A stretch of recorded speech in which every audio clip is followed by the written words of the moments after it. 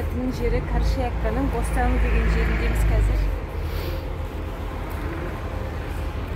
Бұл жерде тек қана завтрак емес, нормальный тамақты жеуге болады, ужин да жеуге болады. Өте керемет бір жер. Сай манзарасына қалай айтады. Теңіздің Теңіз жағасында. Мен қазақшасын.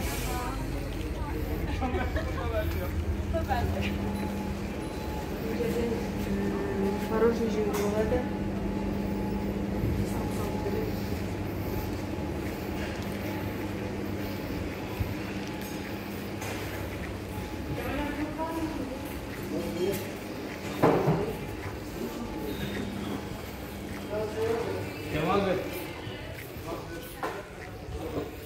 Вот кірдік, осындай күшті деніздің жағасы.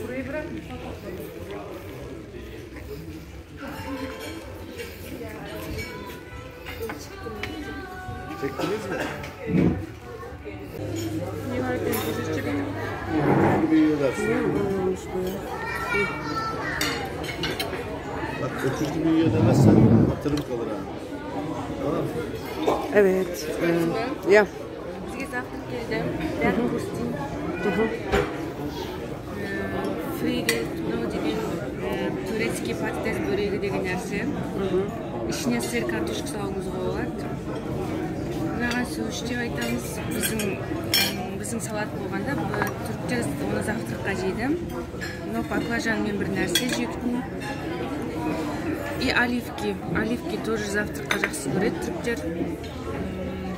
Мынау деген сучуклы жұмыртқа. Сучуклы жұмыртқа деген колбасаның бір түрі. Мынау Зафар завтрак жеп жатыр. Қалғандарынан бері нанға жағылатын әртүрлі нәрселер. Мынау бал мен қаймақ. Мынау ащы бір Мынау нәрсе. деген томатный ащы. Бибер ezmesi называется. Мынау деген Варенье. Мынау шоколадный крем дей ма, қалай айтады? Шоколадный крем. Мынау сыр ма? Пейнер ме? Бұл лор. Лор деген бір пейнер, диетический бір пейнер болады. Өстіп завтракқа.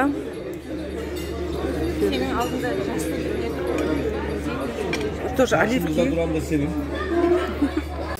Енді біз деген завтрактан кейін, короче, турецкий кофе заказ бердік. Турецкий кофе бүйтіп келеді. Кішкентай. Қасында деген локум деген нәрсесі бар. Су. Вот, үшеуміз после завтрака. Түріктер подружкаларымен оны жиналып отырып әңгіме айтқанда завтрактан кейін осы кофені ішкен жақсы көреді. Традицияларында бар сондай нәрсе. Бұның гаданияларында жасау болады. Басқа видеоларда алдағы уақытта бұның гаданиясын да сізге көрсететін боламыз. Қазір ше сау болыңыз. Да. Мына жер бақшасы бар. Бақшаға да отыруға болады. Вот завтрак.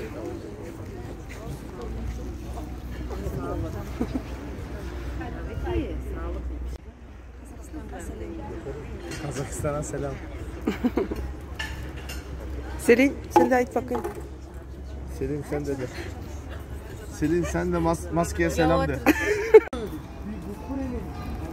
Біз шықтық завтрактан кейін. Сізге шыққан жерімді көрсетем қазір. Айналамызда не бар?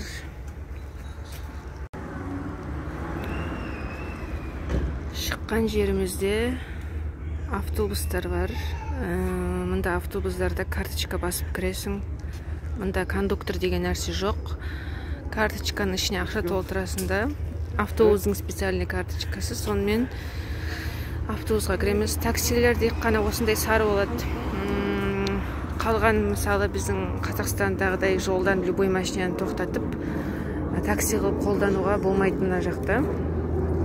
Вот, осындай автобустар шыққанда тұрған жеріміз. Районның өзі өте жақсы район. Ұялғысы келіп, көшкісі келетін кісілерге өте элитный бір жер. Себебі Турцияның өзі де жақсы район, жаман район деп бөлінеді. Қазір балық аулайтын кісілердің қасына барамыз.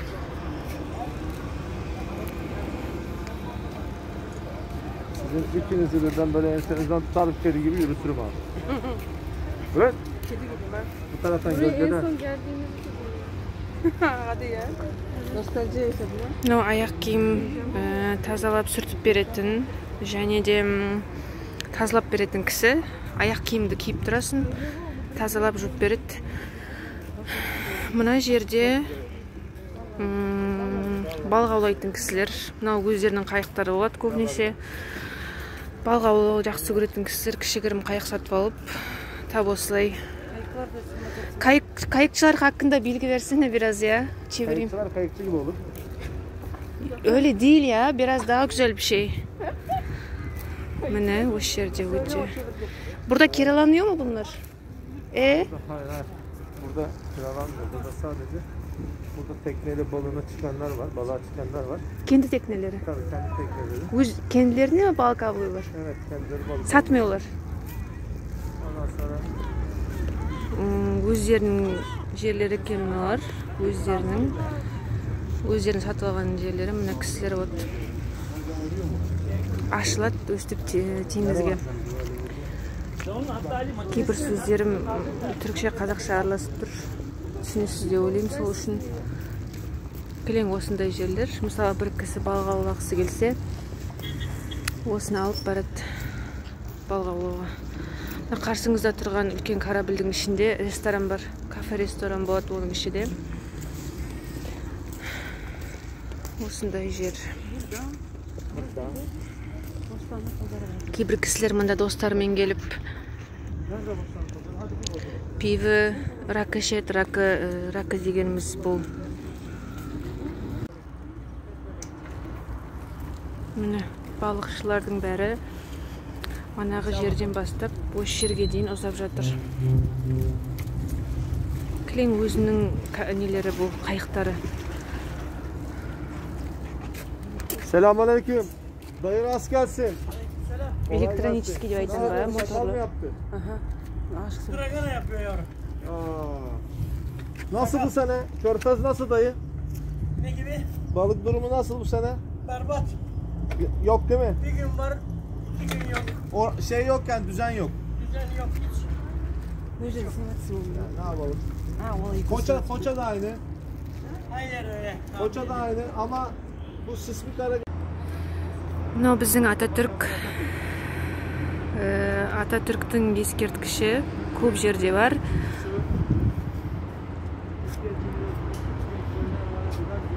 Ağzını açıp konuşsana.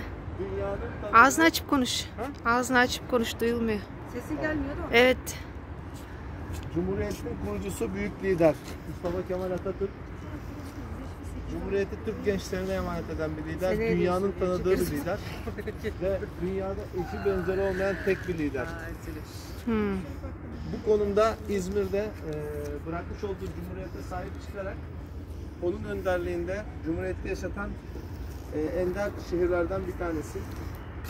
O yüzden saygıyla ve minnetle alıyoruz. Nasıl ki her 10 Kasım'da anıyorsak her zaman kalbimizde yaşatıyoruz. Tek lider, tek büyük adam Mustafa Kemal Atatürk diyoruz. Sağ olun açıklama için. Rica ederiz efendim. Bu açıklamaları ben değil de Selin, ben yok diyorsam yok küresel ısınma. Енді ауа райы өте ыссы. Достар, енді біз үйге кетіп бара жатырық. Сізге Селин деген бұл жақтан қылап жатыр, что-то настроение түсіп жатыр. Selin, ne oldu sana? Selin küresel ısınmadan bayıldı. Selin, küresel ısınmaya bu kadar üzülmene gerek yok. Küresel ısınmadan değil ki, ben sıcaktan dolayı. Yalancı etkiler. Mынау деген İzmir'дің Bostanlı, Karşıyaka жері. Bu жерден теңіздің жағасы бар. Küresel ısına gidiyoruz. Ауа райы қатты ыссы болып кетті. Қайырлы не жайдар меді. Қалай еді? Қазақша бар ғой, Зәуре, біз бір сөз бар еді. Айтады ғой, новости ашып отқанда қайырлы есіме түсіре алмай отырмын бар ғой. Оны да есіме түсіре алмай отырмын, прикинь. Сейчас. Қайырлы көрермендер ме? Көрермендер. Айта берейін ба? Жақсы түзелтесің ғой да, Зәуре. No деген tramvay. Жигиттер мен кыздар десин. Сөйтіп айтайыншы лучше. Вот трамвай бар бізде. Осыны старый ортаға салып қойған. Сол трамваймен кейде қолдануға болады. Belki bu kadar başarılı olamayacağım kim bilebilir. Специальный таксидің жері. Тек қана таксисттер тұрады. Ya benim sayesinde. Ali, hallet bizim işi oradan çıkar aradan. Kurban.